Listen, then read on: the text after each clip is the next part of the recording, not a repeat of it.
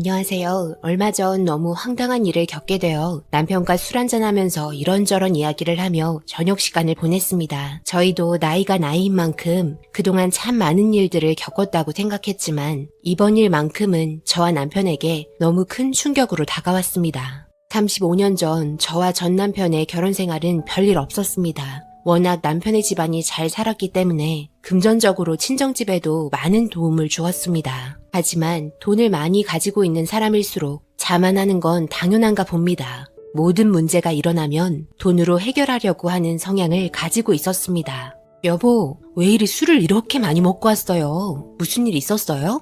이 세상 돈으로 안 되는 건 하나도 없어. 뭐든 돈이면 되는 세상이야. 나랑 거래하는 회사가 운영이 잘 안 되는지 나한테 돈을 빌리러 왔더라고. 그런데 말이야, 돈도 갚을 수 있는 형편이 되어야지 빌려주지. 딱 봐도 그럴 것 같지 않아서 갚지 못할 시 회사를 나한테 넘기기로 했어. 이번 달 안에 갚지 못하면 회사는 내가 인수한다. 그 회사 10년을 넘게 아버님과 함께 했던 회사 아니에요? 아버님께서 돌아가시기 전까지도 그 회사는 꼭 같이 가야 한다고 했잖아요. 그건 아버지가 있었을 때고 지금은 내가 회사 대표인데 당연히 내가 알아서 하는 거지. 원래 갑은 을을 못 이겨. 그리고 을은 평생 갑이 될 수가 없지. 그게 이치야. 돈 있는 사람과 돈이 없는 사람의 차이. 그리고 아버지가 회사 경영에 있어 너무 뒤처져 있었어. 그러니 쳐내는 게 당연한 거야. 돈이 없는 놈들은 평생 부자가 될 수 없는 거야. 아버님이 돌아가시고 남편은 점점 변해갔습니다. 그동안 아버님이 이뤄낸 모든 사업에 변화를 주기 시작하면서 아버님께서 운영하시던 사업보다 더욱더 커지게 되었습니다. 하지만 어느 순간부터 아버님과 거래하시던 분들이 더 이상 계약을 하지 않는 상황이 생겼고 그로 인해 어려움을 겪는 순간이 오게 되었습니다. 아버님께서 항상 위기가 오셨을 때 같이 일하셨던 분들의 도움으로 같이 성장해 나갔었는데 남편이 어려움을 겪을 때는 주위에 아무도 없었습니다. 그거에 따른 스트레스를 많이 받게 되면서 저와 친정에게 소홀하게 됨과 동시에 정신적으로 정말 많이 힘들게 했습니다. 매일같이 술과 함께 했고 남은 돈 흥청망청 쓰면서 저희 집에 다른 여자까지 데려오며 인간 이하의 행동들을 했었습니다. 다른 일을 찾아보자. 그래도 그동안 아버님께 배웠던 노하우가 있으니까 금세 일어날 수 있을 거야. 여보, 정신 차리고 이렇게 살지 말자. 당신이 하는 행동들 내가 알던 사람이 아니야. 예전 내가 알던 모습으로 돌아와줘. 어디서 명령질이야? 매달 꼬박꼬박 돈 타서 쓰는 주제에. 장모님 장인어른 내가 준 돈으로 벌어먹고 살고 있는 거 아니야? 뭐라고? 지금 그게 나한테 할 말이야? 이거 받아. 당신이 여태까지 우리 부모님께 준 돈 모아놓은 통장이야.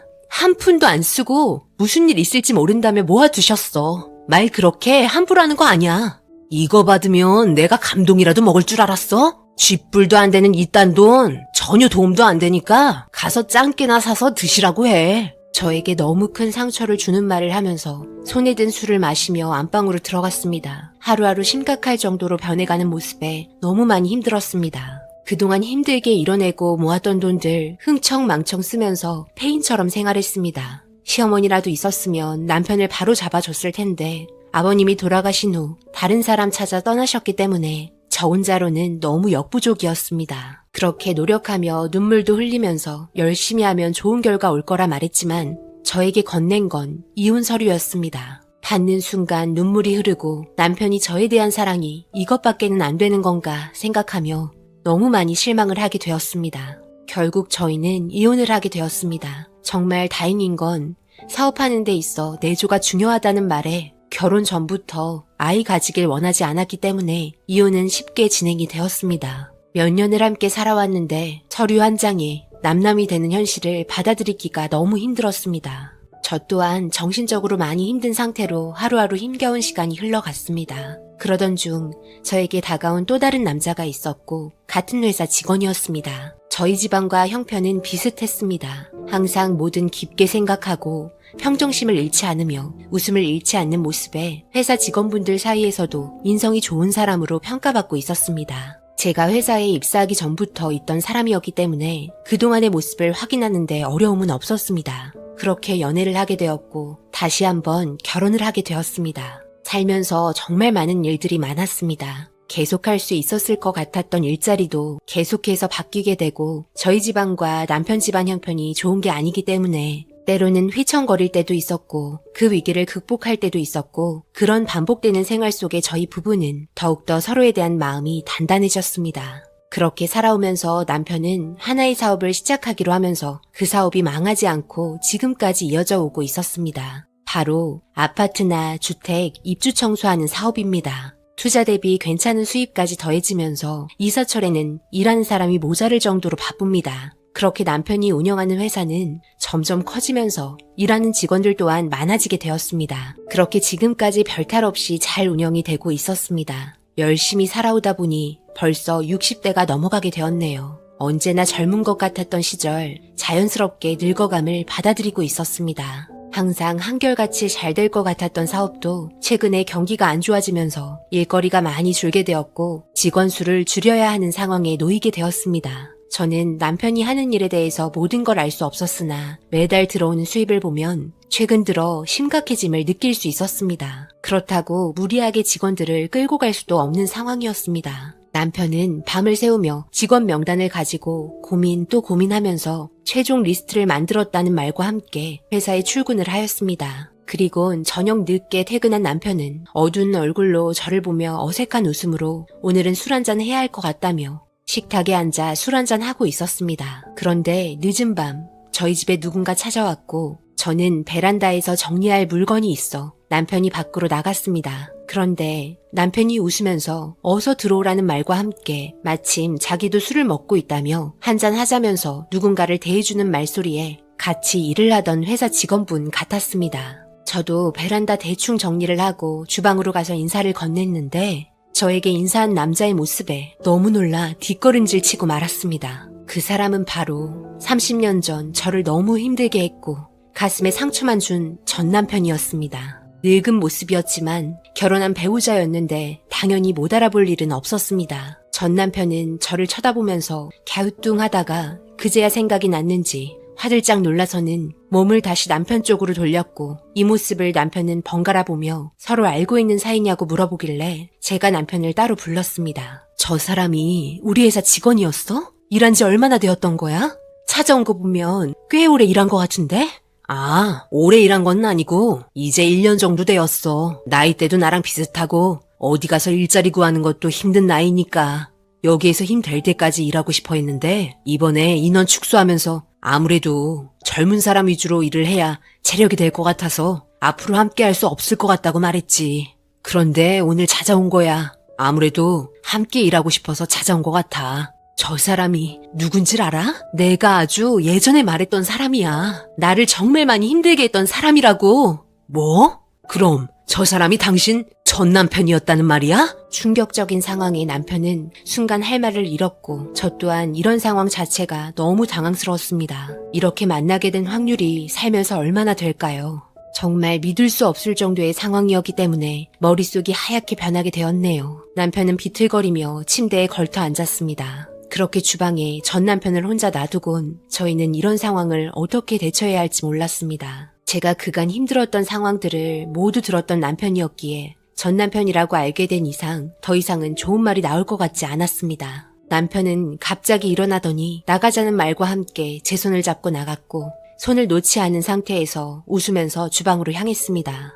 그리고 저를 옆에 앉힌 다음 침착하게 왜 찾아오게 된 거냐고 전 남편에게 물어보니 어렵게 입에서 나온 말은 다름 아닌 남편의 회사에서 계속 일을 하고 싶다는 말을 꺼냈습니다. 저희 앞에서 당당하게 꺼낸 말과 함께 저희에게 보낸 눈빛은 진심이었습니다.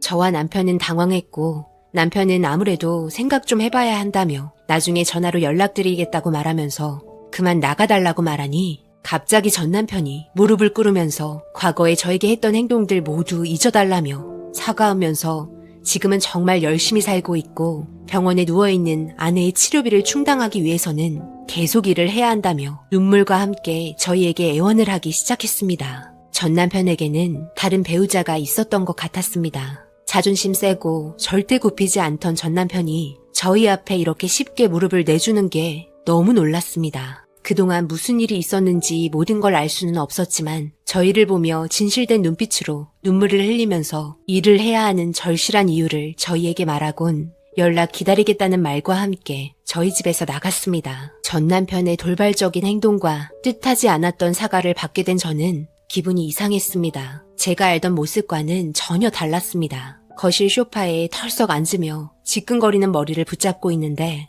남편은 저에게 어떻게 하면 좋겠냐고 물어보고 있었습니다. 회사 운영에 있어서 결정은 남편에게 있기에 잘 모르겠다고 말을 이어나갔습니다. 그렇게 서로는 아무 말 없이 처음으로 정적이 흘렀고 새벽 내내 둘 다 눈을 붙이지 못했습니다.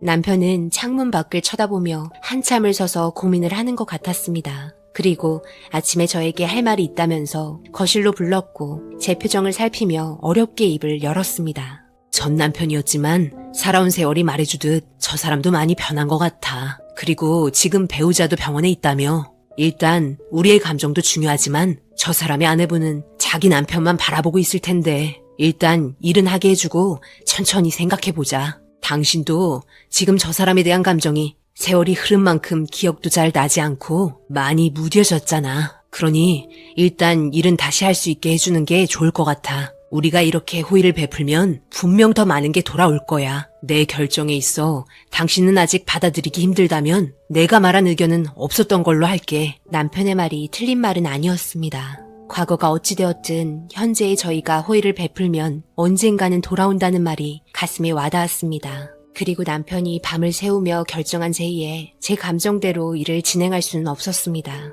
제 문제는 둘째고 남편의 회사 운영에 있어 관련된 문제이니 저는 남편의 말을 따르기로 했습니다. 그렇게 결국 전 남편은 저희 회사에서 다시 일을 하게 되었고 남편의 말로는 정말 열심히 잘해주고 있다며 마음은 편하니 그걸로 된 것 같다는 말과 함께 저를 보며 웃어줬습니다.